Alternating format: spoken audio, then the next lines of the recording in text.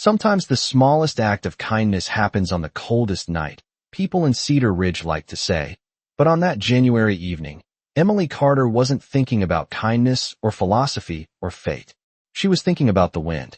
The kind of wind that rattled the windows of Murphy's diner like someone knocking from the outside. The kind of wind that pushed heavy snow sideways across Main Street until the whole town looked like it had been erased. Emily stood behind the counter, wiping the last coffee mug of the night, while the neon open sign buzzed faintly above the frosted glass door.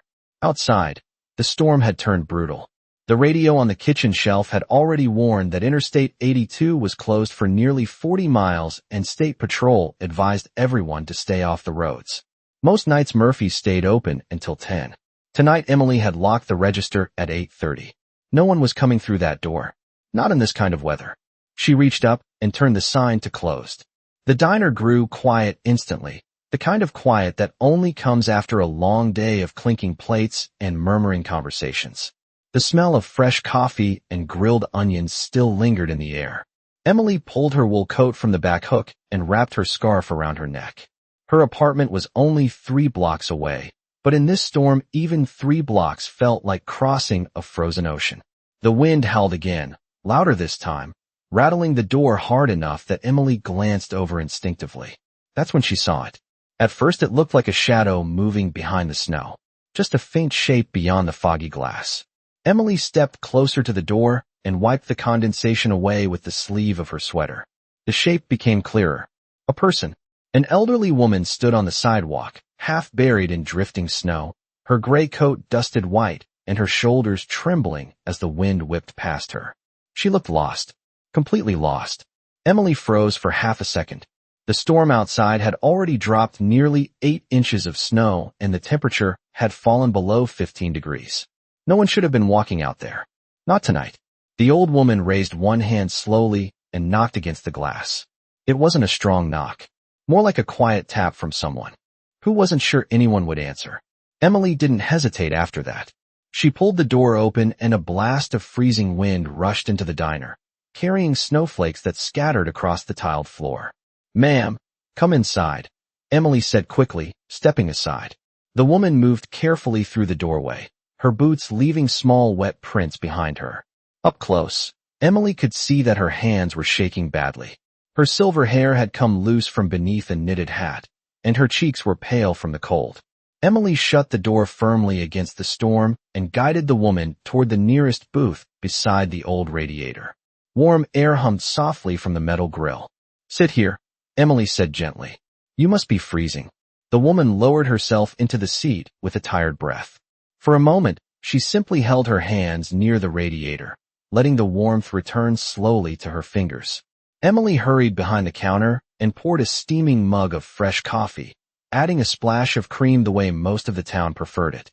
She placed it carefully in front of the woman along with a bowl of hot chicken soup that had been simmering on the stove. The old woman looked down at the food, then back at Emily, surprise flickering across her tired eyes. "You don't even know who I am," she said softly. Emily gave a small shrug and slid the napkin closer to her. "Tonight that doesn't really matter," she replied. Outside, the storm roared louder against the windows, but inside Murphy's diner the lights glowed warm and steady as the old woman wrapped both hands around the coffee mug and began to thaw. Emily Carter moved quietly around the diner while the old woman slowly finished the soup, the warmth returning to her face little by little as the radiator hummed beside the booth.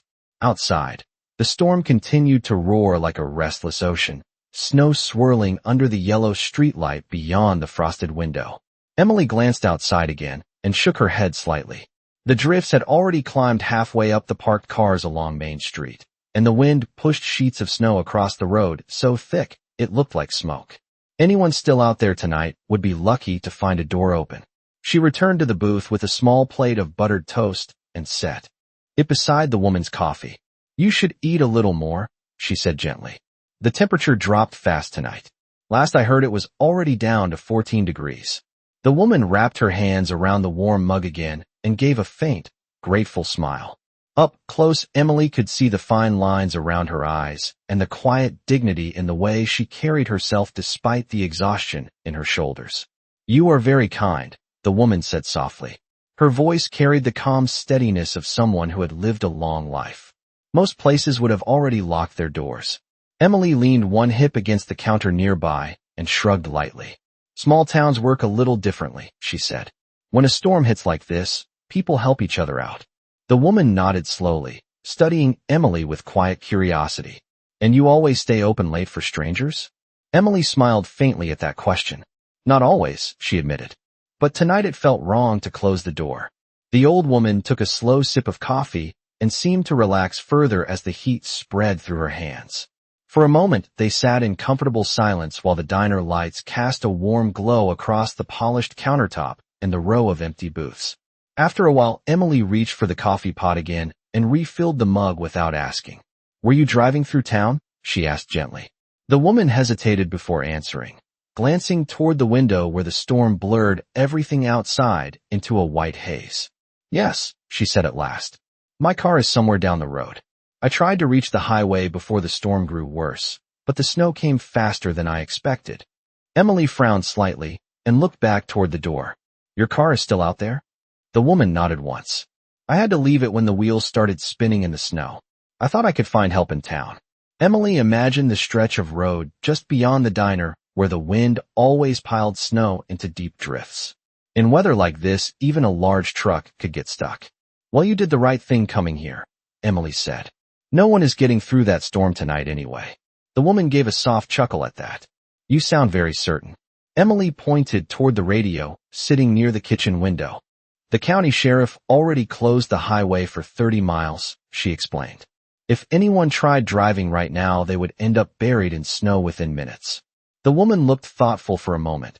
Then her eyes returned to Emily with quiet interest. And what about you? She asked gently.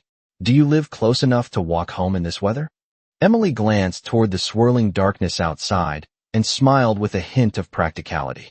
3 blocks, she said. But I might stay here until the wind slows down. Murphy keeps a spare blanket in the back room. The woman studied her again, the faintest spark of admiration appearing in her eyes. You stayed open late for a stranger in a snowstorm, she said slowly. And now you are willing to stay here all night, just to make sure she is warm. Emily brushed off the comment with a quiet laugh and wiped the counter again out of habit. Tonight you are not a stranger, she replied gently. You are just someone who needed a warm place to sit. The storm did not slow down that night. If anything, the wind seemed to grow stronger as the hours passed, rattling the diner windows in long, restless bursts that made the glass tremble softly in its frame.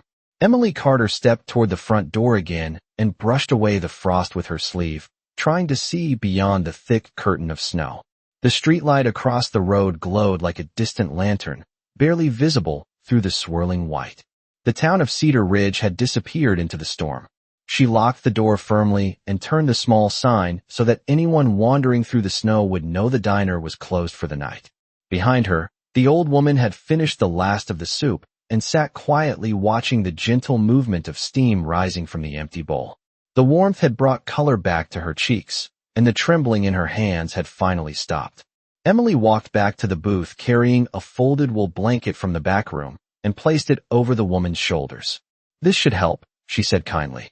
The woman wrapped the blanket around herself and exhaled slowly, as if the warmth carried a kind of comfort deeper than the heat alone. You have thought of everything, she said softly. Emily shook her head with a small smile and sat across from her for the first time that evening. Not everything, she admitted, but enough to get through one snowy night. For a moment, the two women listened to the wind push against the walls of the diner like waves against a quiet harbor. The old woman studied Emily carefully, her sharp gray eyes taking in the tired uniform, the slightly worn sneakers, and the calm steadiness in her expression. You work here every night? She asked gently. Emily nodded. Most nights. Murphy owns the diner, but he lets me run the late shift. She glanced toward the kitchen where the old clock above the stove read a little past 9:30. I have been here about 3 years now. The woman seemed thoughtful at that. 3 years is a long time for a place like this. Emily gave a small laugh. In Cedar Ridge, that is not very long. Some people have been coming to this diner for 30 years. The old woman smiled faintly, clearly imagining those long years of ordinary life. Her eyes drifted toward the window again where the snow still danced in endless spirals beneath the streetlight. What about you?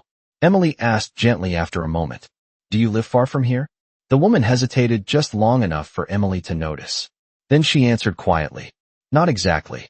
She lifted one hand slowly and slipped off her glove, revealing a slender gold ring that caught the warm diner lights with a quiet sparkle.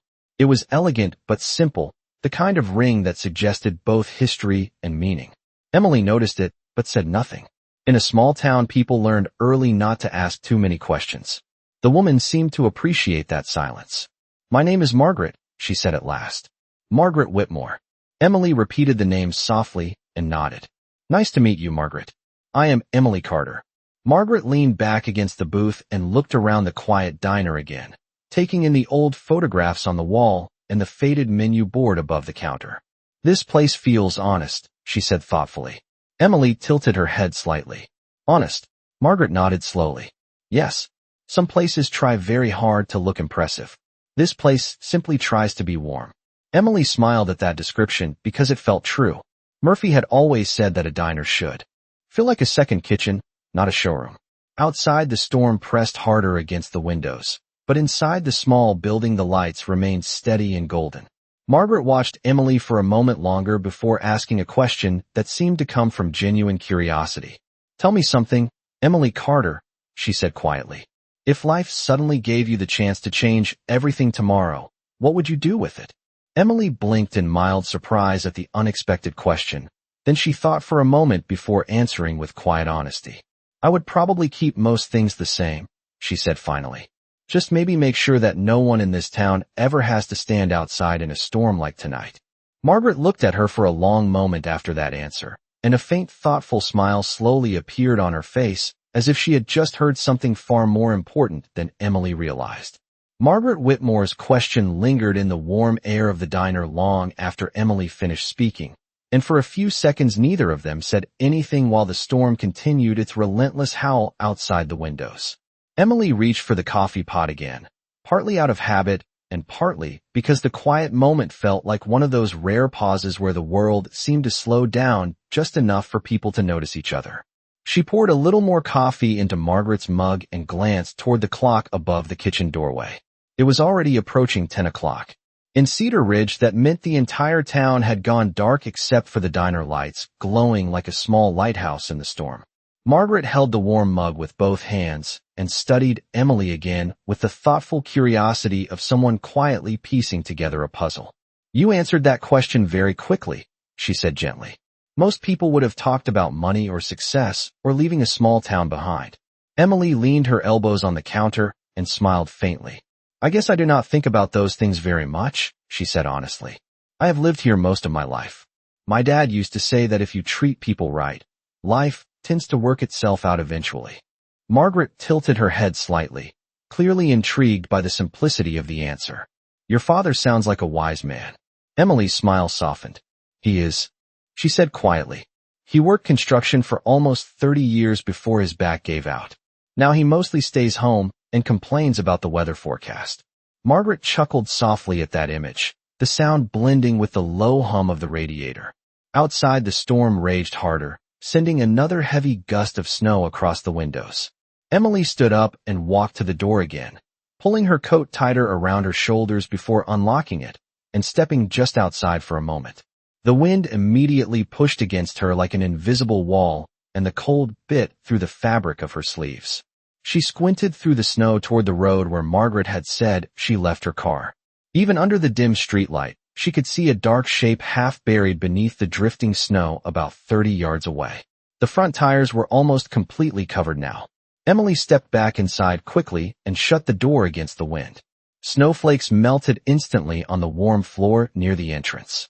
Margaret looked up with quiet concern. Was it still there? Emily nodded and brushed the snow from her coat. Yes, ma'am. But it is getting buried fast. If the wind keeps pushing snow like that, the tires will be completely stuck by morning. Margaret sighed softly, as though she had already expected that answer. I was afraid of that. Emily glanced toward the back room, where Murphy kept the diner phone beside the office desk. After a moment of thinking, she walked over and picked up the receiver, dialing a familiar number from memory. Margaret watched with mild curiosity as Emily waited for the line to connect. After 2 rings, a sleepy voice answered. "Tom, it is Emily from Murphy's Diner," she said warmly. "Sorry to wake you, but I think there is a car stuck on Main Street about 30 yards past the diner. If the snow keeps piling up, it might be impossible to move by morning." She listened for a moment, then nodded even though the man on the other end could not see her. "Yes, I know it is late, but if anyone in town can get a truck through this storm, it is you." Margaret watched quietly as Emily spoke with calm determination, arranging help for someone she had met less than an hour earlier. When Emily finally hung up the phone, she returned to the booth and gave Margaret a reassuring smile. "Tom runs the towing service in Cedar Ridge," she explained. "He said he will try to get the truck started and come by if the roads are not too bad." Margaret blinked in quiet surprise. "You called a tow truck for me?" Emily shrugged gently, as if it were the most ordinary thing in the world. "It is better than leaving your car buried in 6 feet of snow." Margaret stared at her for a moment, something thoughtful flickering behind her calm expression. Then she gave a slow nod and wrapped the blanket tighter around her shoulders while the storm continued to rage outside, and the warm lights of the diner glowed steadily against the dark winter night. The storm showed no sign of ending, but sometime after 10:30 the sound of an engine slowly pushed its way through the roaring wind outside. Emily Carter looked up from the counter where she had been wiping the same clean surface for the past 5 minutes and glanced toward the window. Through the swirling snow a pair of headlights appeared, faint at first, and then brighter as they crept along Main Street like 2 slow-moving stars in the storm. Emily smiled slightly. "That will be Tom," she said. Margaret Whitmore turned her head toward the door, curiosity flickering in her eyes as the rumble of a heavy truck grew louder. A moment later the tow truck stopped beside the snow-buried sedan outside the diner, and its yellow roof light blinked against the white darkness. Emily grabbed her coat again and pulled the door open, letting another wave of icy wind sweep briefly into the warm diner before she stepped out onto the snow-covered sidewalk. The cold immediately wrapped around her like a wall, but she hurried through the drifts toward the truck where Tom Harris climbed down from the driver's seat, wearing a thick red jacket and wool hat. "You were not kidding about the storm," he called over the wind. Emily laughed lightly and pointed toward the sedan half hidden beneath the snow. "That is the one. Belongs to the woman inside the diner." Tom walked around the car, kicking lightly at the packed snow around the tires and shaking his head with a whistle. "Another hour, and this thing would have been completely buried," he said. "Good thing you called when you did." Emily helped brush some of the loose snow away while Tom attached the winch cable to the front of the vehicle. The truck engine hummed steadily while the steel line tightened and slowly pulled the sedan free from the heavy drift. Within a few minutes, the car rolled backward onto the clearer section of road near the diner entrance. Emily stepped back, brushing snow from her sleeves while Tom secured the hook and checked the tires. "She should be able to drive it once the road clears in the morning," he said. Emily nodded gratefully. "Thank you for coming out in this weather." Tom shrugged with the easy kindness common in small towns. "Cedar Ridge takes care of its own." Emily walked back inside the diner with Tom following behind to warm up for a moment. Margaret watched from the booth as they entered, the blanket still wrapped around her shoulders. Her expression shifted from curiosity to quiet surprise when Tom explained that the car had already been pulled out of the drift. "It is ready whenever the storm lets up," he said kindly before heading back out to his truck. The headlights faded slowly into the storm again until only the wind remained outside. Margaret looked back at Emily with a thoughtful expression that seemed deeper than simple gratitude. "You went through all that trouble for someone you met less than an hour ago," she said softly. Emily simply returned to the counter and poured 2 fresh cups of coffee. She carried them back to the booth and set one in front of Margaret with a warm smile. "Storms have a way of reminding people what matters," she replied quietly. Margaret held the cup in both hands and studied Emily for a long silent moment, as if measuring the weight of those simple words. Then she nodded slowly, the faintest spark of admiration returning to her eyes while the snow continued to fall outside, and the small diner remained the only warm light glowing on the empty street. The hours drifted slowly past midnight while the storm continued to blanket Cedar Ridge in deep, quiet snow, and inside Murphy's Diner the warm yellow lights cast long, peaceful shadows across the empty booths. Emily Carter finished rinsing the last coffee cup and placed it carefully on the drying rack behind the counter. The simple rhythm of the task helped pass the time while the wind howled outside like a restless traveler searching for a door. Margaret Whitmore remained in the booth beside the radiator, the blanket still wrapped around her shoulders as she watched Emily move through the diner with calm familiarity. The small place seemed almost like an extension of Emily herself. She knew where every mug rested, where every light switch waited on the wall, and how to keep the building warm even when the temperature outside dropped well below freezing. Margaret noticed the quiet care in each movement. Nothing about Emily seemed hurried or impatient, even though she had already spent the entire evening helping a stranger through a dangerous storm. After a while, Emily turned off several of the overhead lights, leaving only the counter lamps glowing softly across the diner floor. The atmosphere grew calmer, almost peaceful, as though the building had settled down for the night. Emily carried 2 fresh cups of tea to the booth and placed one gently in front of Margaret. "Coffee this late will keep us awake until sunrise," she said with a small smile.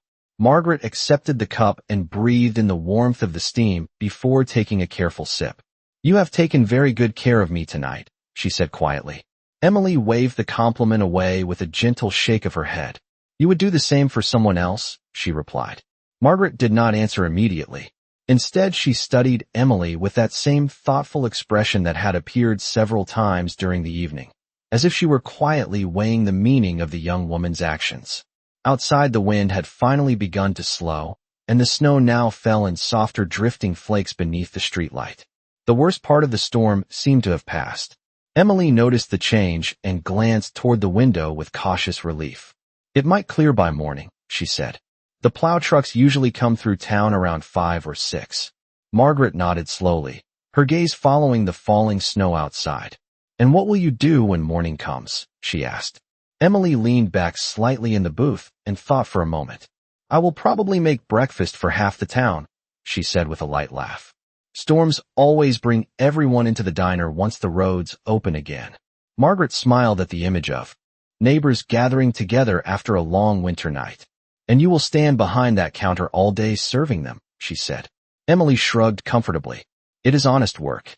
Silence settled again for a few seconds while the quiet snowfall continued outside. Then Margaret reached into the pocket of her coat and carefully removed a small leather card holder. She looked at it briefly before sliding it across the table toward Emily.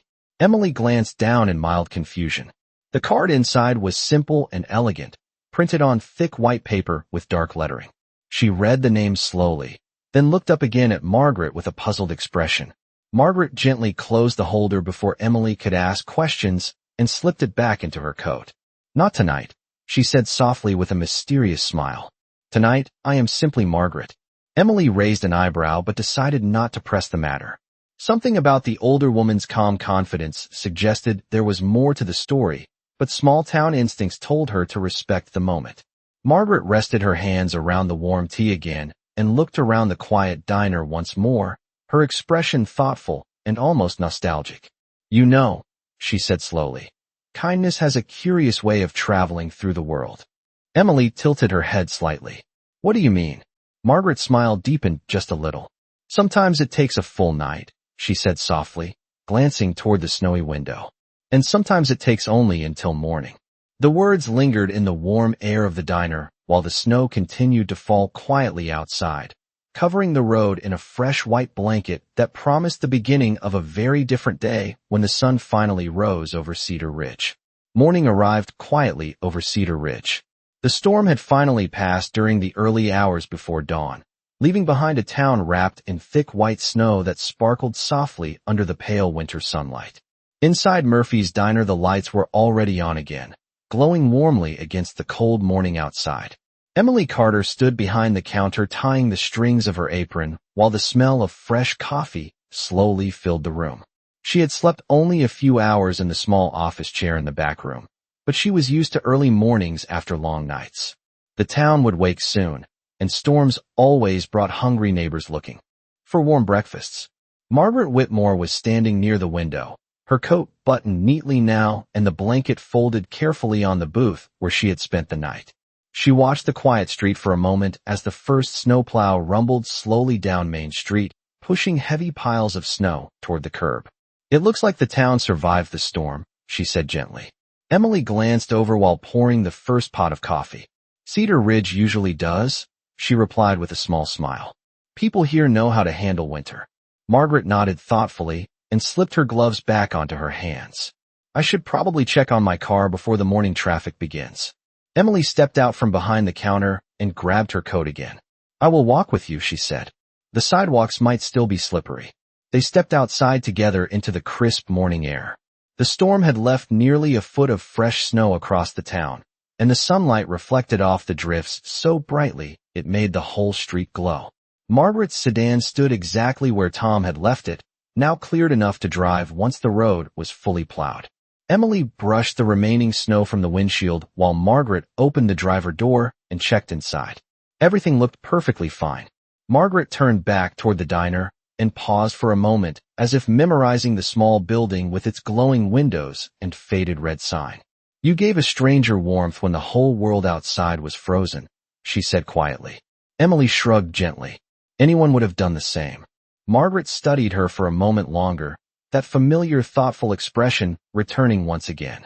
I am not so sure about that, she replied softly.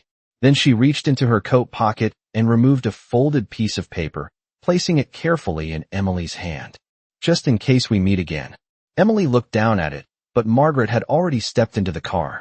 The engine started smoothly, and after a small wave, she slowly drove down the snowy street until the vehicle disappeared beyond the corner. Emily stood there for a few seconds before walking back inside the diner. She placed the folded paper beside the register and returned to preparing the morning coffee, just as the first few customers began pushing through the door. By 8 o'clock, Murphy's diner was filled, with the usual sounds of conversation and clinking dishes while neighbors talked about the storm and the long night that had passed. Emily moved between tables pouring coffee and carrying plates of eggs and toast, never giving the folded paper another thought until almost noon when she finally opened the register drawer and noticed it again. Curious, she unfolded it slowly. Inside was a short handwritten note in elegant script. It read only one sentence. Thank you for reminding me what kindness looks like. The lunch rush at Murphy's diner began to slow shortly after 1 o'clock, and for the first time that day, Emily Carter finally had a moment to breathe. The storm had left the entire town hungry and restless, and since sunrise the diner had been filled with neighbors talking about buried cars, frozen driveways, and the strange beauty of the snow-covered hills surrounding Cedar Ridge. Emily wiped the counter once more and slipped the handwritten note from Margaret Whitmore into the pocket of her apron. She had read it twice already during the busy morning, but had not thought much more about it. Kind words were not unusual in a small-town diner. People often left notes beside their coffee cups thanking her for working long hours during storms or holidays. To Emily, it was simply another quiet moment of kindness passing through the world. Outside, the sunlight reflected brightly off the snowbanks piled along Main Street, while the town plow trucks continued clearing the last sections of road. Just as Emily finished refilling the sugar jars on the counter, a deep, unfamiliar sound rolled down the street. It was not the steady rumble of a snowplow or the light hum of a pickup truck. This sound was smoother, quieter, and carried a kind of polished power that turned heads even before the vehicle appeared. Through the large diner windows, a long black car slowly turned onto Main Street and came to a stop directly in front of Murphy's diner. The paint shined like glass under the winter sunlight, and the chrome trim reflected the snow like a mirror. Several customers near the window leaned forward with curiosity. Cars like that almost never came through Cedar Ridge. The driver stepped out first, wearing a dark coat and gloves as he walked around to open the rear door. A tall man in his late 30s stepped out onto the snow-covered sidewalk with calm confidence. He paused for a moment and looked up at the red diner sign before walking toward the entrance. Inside the diner, the room grew noticeably quieter as the door opened and a gust of cold air followed him inside. The man removed his gloves and glanced around the room until his eyes settled on Emily behind the counter. His expression softened with quiet recognition as he walked toward her. Emily wiped her hands on a towel and offered a polite smile, assuming he was simply another traveler passing through after the storm. Welcome to Murphy's, she said warmly. Coffee. The man returned the smile, but instead of sitting down, he reached into the inside pocket of his coat and removed a small envelope. "You must be Emily Carter," he said calmly. Emily blinked in surprise. "Yes," she replied slowly. The man placed the envelope gently on the counter between them. "My name is Daniel Whitmore," he said. "I came to thank you for helping my mother last night." For a moment, the entire diner seemed to freeze in place. A few customers exchanged puzzled glances while Emily looked down at the envelope and then back at the man standing in front of her. Daniel Whitmore continued speaking with a calm sincerity that made the room even quieter. "She told me everything about the storm, the coffee, the tow truck, and the way you kept the diner open for her." He gave a small appreciative nod. "My mother said that kindness like yours deserves more than just a thank you." Emily felt her heartbeat quicken slightly as she stared at the envelope resting on the counter. The name Whitmore sounded strangely familiar now, echoing faintly in her memory like a distant headline she had once read but never paid attention to. Around them, the quiet diner waited in silent curiosity while the winter sunlight shone through the windows and the envelope remained unopened between them. Emily Carter looked at the envelope resting on the counter as if it might suddenly disappear if she blinked. Around her, the quiet murmur of the diner had faded into a curious silence. A few regular customers leaned slightly closer over their coffee cups, pretending not to stare while clearly listening to every word. Daniel Whitmore waited patiently on the other side of the counter, his calm posture and steady voice carrying the quiet confidence of someone accustomed to serious conversations. Emily finally reached forward and picked up the envelope.